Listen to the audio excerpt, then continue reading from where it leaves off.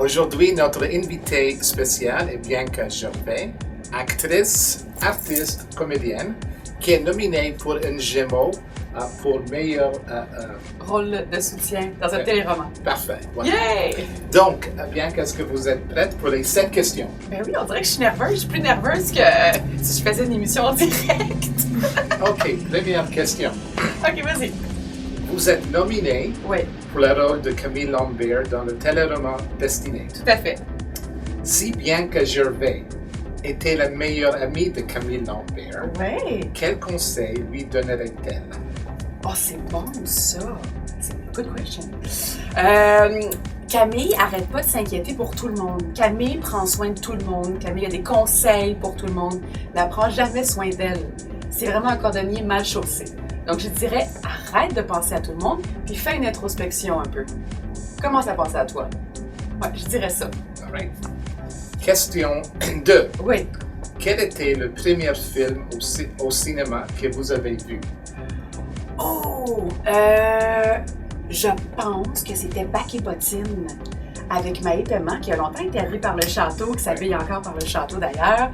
Elle était tout petite, elle avait les cheveux bruns, puis elle avait une petite voix un peu tannante, puis je me suis dit en la regardant, wow, je veux faire ça. Je veux être dans le grand écran moi aussi. Puis mes parents n'étaient pas du tout dans le milieu. Ma mère est comptable, mon père est dans l'immobilier. Donc, je disais à mes parents, je vais être actrice, je vais être actrice, je vais être actrice. Je ne savais pas comment faire. Puis on fait des appels. J'ai commencé lentement par de la figuration. Question 3. Quel était le film ou l'émission de télé qui vous a le plus marqué? Bibi et Geneviève. Bibi, tu sais, le petit extraterrestre, là, avec les cheveux verts? Oui. Oui. Puis j'envoyais mes dessins à Bibi. Puis Bibi n'a jamais choisi mes dessins. Bibi, tu m'en dois une. Prochaine question.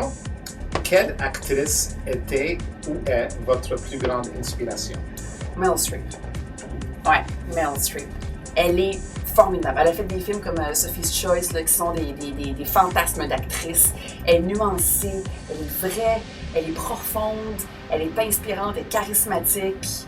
Si je peux avoir 5% de son talent, là, un jour, là, j'aurais accompli quelque chose de grand. OK.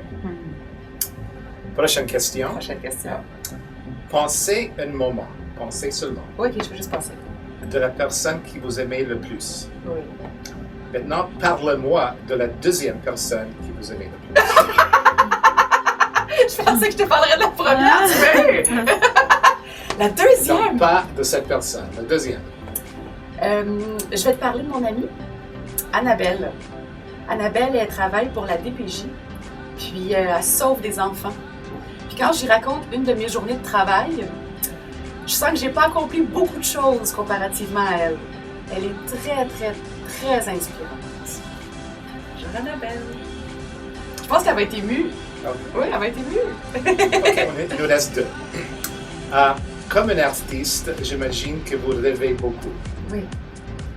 Quel était le cauchemar qui vous a le plus marqué? Ah!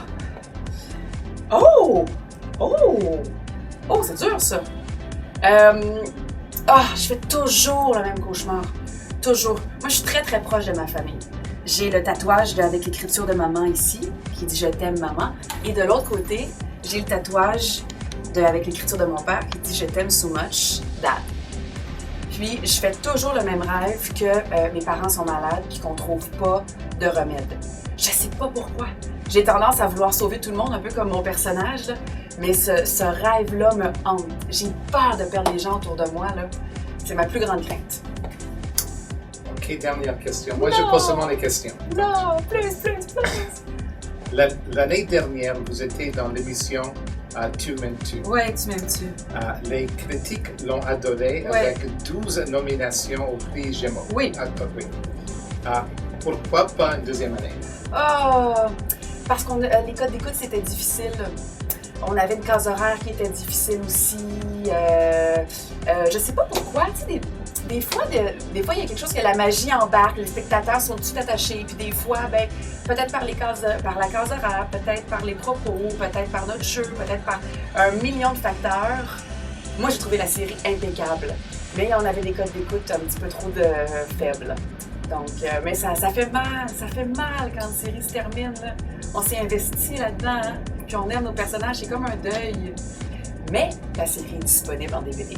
Vous irez la chercher. Donc, merci beaucoup, C'est Bianca. moi qui te remercie. Merci tout le monde. C'est bon.